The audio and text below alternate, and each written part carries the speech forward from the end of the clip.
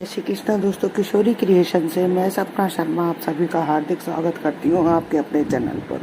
दोस्तों, आज के वीडियो में मैं आपके लिए ज्येष्ठ मास महात्म्य के अध्याय 6 की कथा लेकर के आई हूँ, जिसमें हम रंभा व्रत वर्णन महात्म्य के बारे में जानेंगे। इससे पहले कि ज्येष्ठ मास महात्म्य के अध्याय के वीडियो जो है मैंने मेरे चैनल पर डाले हुए हैं, आप उनको मेरे चैनल पर जाकर देख भी सकते हैं और श्रवण भी कर सकते हैं। ज्येष्ठ मास महात्म्य को सुनने के लिए रोज सवेरे ब्रह्म मुहूर्त में उठकर स्नान आदि से निवृत्त होकर स्वच्छ वस्त्र पहन करके श्री हरि विष्णु की उपासना करें और ज्येष्ठ मास महात्म्य का एक अध्याय नित्य प्रति सुने। आज मैं आपको ज्येष्ठ मास महात्म्य का 6वां अध्याय सुनाऊंगी।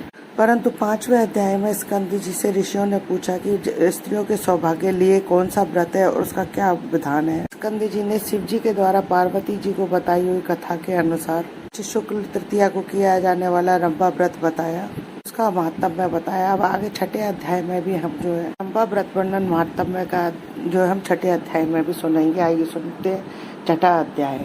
पार्वती जी कहने लगी कि हे प्रभु, इस व्रत का पूर्ण फल क्या है और किसने पहले इस व्रत को किया है, कृपया करके बतलाइए। तब शिव जी ने कहा कि त्रेता युग में पूर्ण होने पर किसी जगह धूर्जटी नाम का एक ब्राह्मण रहता था। ब्राह्मणों के कुल में पूजित, धनी और अनेक बंधुओं से युक्त था, परंतु संतानहीन होने से दुखी होकर महान नियम से स्थित होकर अनेक व्रत तथा दानों को करता था। इस प्रकार व्रत आदि करते हुए व्रत बहुत समय के पश्चात उसको एक मनोहर कन्या उत्पन्न हुई।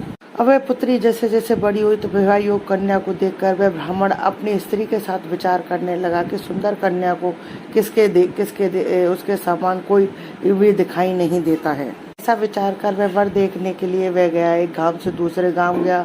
बहुत से नगरी में जाने के पश्चात राजाओं के महल में भी गया। अनेक क्षेत्रों में जाकर जब उस ब्राह्मण श्रेष्ठ को कन्या के योग्य वर न मिला, तब वह शुद्ध आत्मा ऋषियों के तपोवन में प्रवेश किया। फिर वह कौशिक ऋषि के आश्रम में एक श्रेष्ठ ब्राह्मण को देखा। उसका नाम शिव शर्मा था और उसके माता पिता नहीं थे। उसका दूसरा प्रसिद्ध नाम रूप राशि था। समस्त भूमंडल में उसके जैसा रूपवान कोई नहीं था। इसी कारण से ऋषियों ने उसका नाम रूप राशि रख दिया था। धूर्जटी ने उन ऋषियों के पास जाकर अपना आशय प्रकट किया। उनके द्वारा विवाह प्रस्ताव का अनुमोदन करने पर शिव शर्मा को साथ लेकर हर्ष से प्रफुल्लित होकर नगर को आया और समस्त बहुजन को एकत्रित करके कन्या का विवाह शिव शर्मा के साथ कर दिया। माता पिता तो थे नहीं, तो पास ही में रहने के लिए उसको घर दिया, गोधन अनेक प्रकार के भेंट दिए तथा दूसरे ब्राह्मणों को भी बहुत सी दक्षिणा दी। शिव शर्मा सहित सुशीला और गुणवती के साथ प्रपंच जनित अपूर्व सुख का आनंद करने लगा।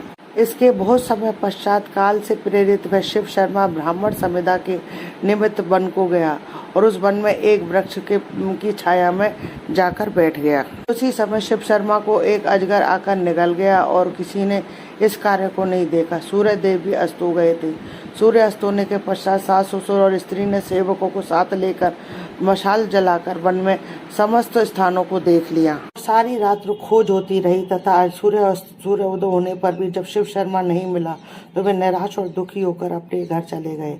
पतिव्रता गुणवती अपने पिता के घर में शोकाकुल होकर रहने लगी और नित्य देवता के पूजन में रत रहती थी। तरीके से कई दिन बीत गए। देव योग से वहां पर नारद जी आ गए। गुणवती ने विधिवत नारद जी का पूजन किया और बारंबार उनको प्रणाम करने लगी।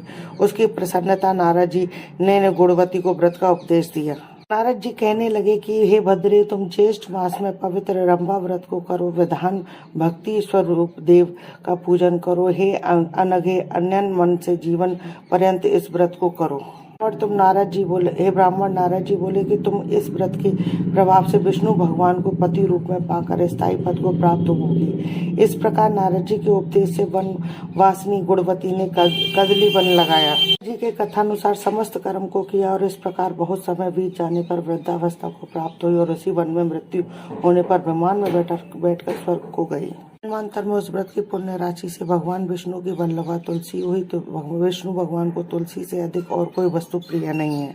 ब्राह्मणों इस व्रत को श्री शिव जी की आज्ञा से पार्वती जी ने किया और इस व्रत के प्रभाव से पार्वती जी शिव जी को अति प्रिय हुई। स्कंद जी ने इससे इस ज्येष्ठ मास के श्रेष्ठ महात्म्य को सुनकर प्रसन्न होकर ब्रह्म ऋषियों ने पुष्पों की माला तथा भूषणों से श्री स्कंद जी का पूजन किया और जो स्कंद जी की पार्वती जी के आनंद कंद और 6 मुखों वाले मुख को धारण करने वाले हैं। श्री ज्येष्ठ मास महात्म्य रंभा व्रत वर्णन महत्व षष्ठम अध्याय संपूर्णम। दोस्तों यदि आपको मेरा ये वीडियो पसंद आए तो प्लीज मेरे वीडियो को ज़्यादा से ज़्यादा लाइक और शेयर कीजिए। यदि आपने अभी तक मेरे चैनल को सब्सक्राइब नहीं किया है तो उसे सब्सक्राइब करना ना भूलें। पास ही में बेल आइकन को दबाएं जिससे मेरे आने वाले हर नए वीडियो का नोटिफिकेशन आपको मिल जाए। जय श्री कृष्ण दोस्तों।